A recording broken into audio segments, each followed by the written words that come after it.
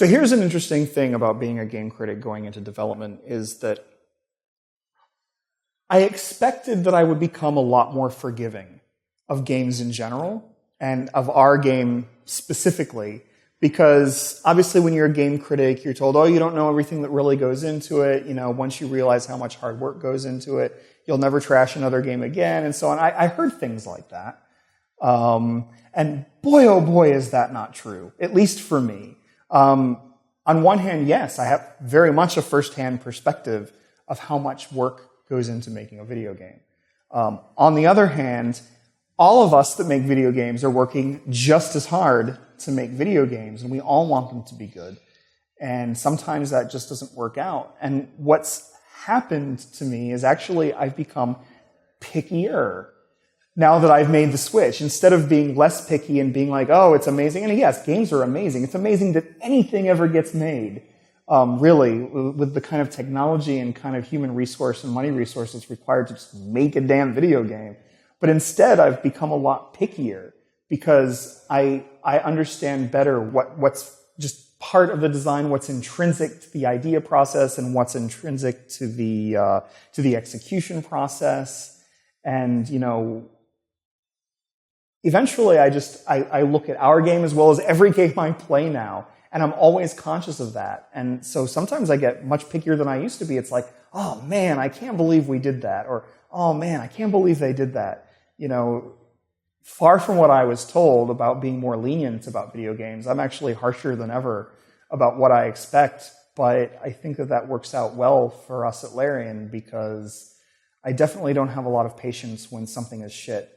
And I definitely have no patience when something that I did is shit. So I think that works out for everybody.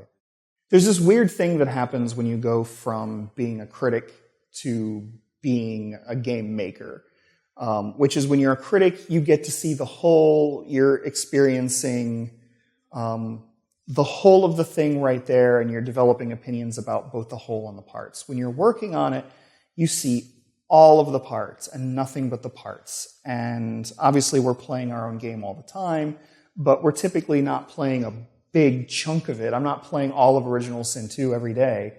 You're seeing your little pieces, and therefore you're seeing all the things that could have gone differently. You're seeing all the things that maybe weren't as good as they could have been. You're seeing all the possibilities that never came to fruition, all the ideas that you had that you couldn't fit in.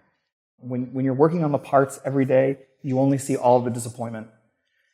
And it was just, I went into it. I mean, I knew it was good, and I knew it was going to come out and people were going to like it. But the question always for me was going to be, is it just going to be the people that are inclined to like this kind of thing anyway? Is it going to be a big hit? Is it going to flop?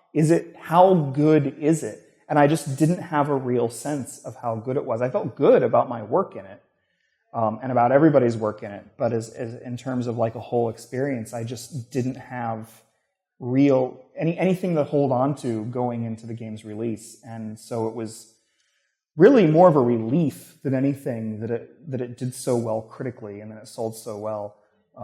So I'm super happy about that. That doesn't mean that people don't have complaints. People will always have complaints. And that's fine. We learn.